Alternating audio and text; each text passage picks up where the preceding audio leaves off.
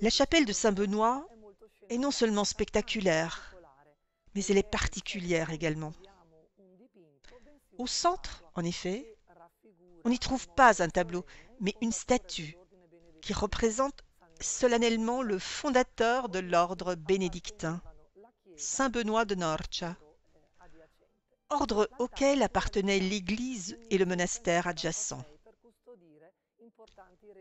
L'autel fut réalisé en 1646 pour accueillir les précieuses dépouilles du saint, le bras en particulier, qui avait été conservé auparavant dans la cathédrale de Brescia.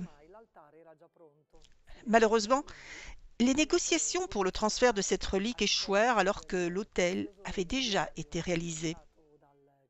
Il fut donc décidé d'y conserver d'autres reliques importantes pour la dévotion bénédictine, et en particulier la mâchoire de saint Placide, placée au centre du précieux reliquaire, dans le tabernacle. L'artiste Giovanni Carra fut chargé de l'exécution de cette œuvre en marbre et grava son nom au pied de l'ensemble sculptural.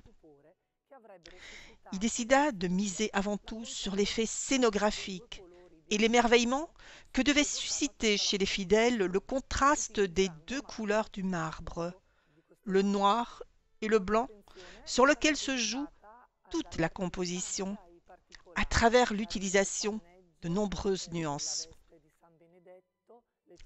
L'artiste accorda également une grande attention aux détails. Le drapé de la robe de Saint-Benoît, les mèches de sa barbe, le plumage du corbeau qui, dans son bec, tient le pain empoisonné arraché au saint juste avant qu'il ne le mange et qui en aurait, à coup sûr, provoqué la mort. Ce type d'autel, assez courant à l'époque baroque, est également connu sous le nom de retable de la gloire. Il s'agit en effet d'une cristallisation dans le marbre du contenu des productions théâtrales de l'époque, inspirées de l'histoire sacrée ou ecclésiastique.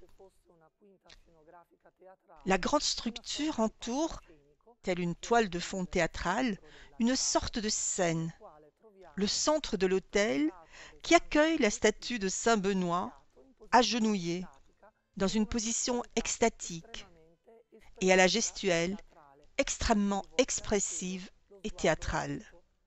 Les yeux tournés vers le ciel, le regard extasié vers Dieu. L'autel se devait donc de célébrer la dévotion bénédictine et de souligner le lien avec la maison mère.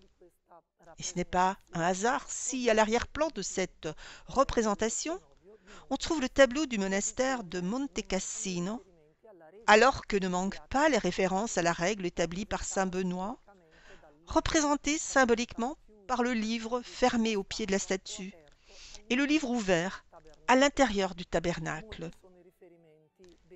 Les références bénédictines sont légion. Des fresques représentant d'importantes personnalités de la famille bénédictine à l'intérieur de la chapelle, la devise Humilitas que l'on retrouve au sommet de la structure, ainsi que le symbole des bénédictins eux-mêmes.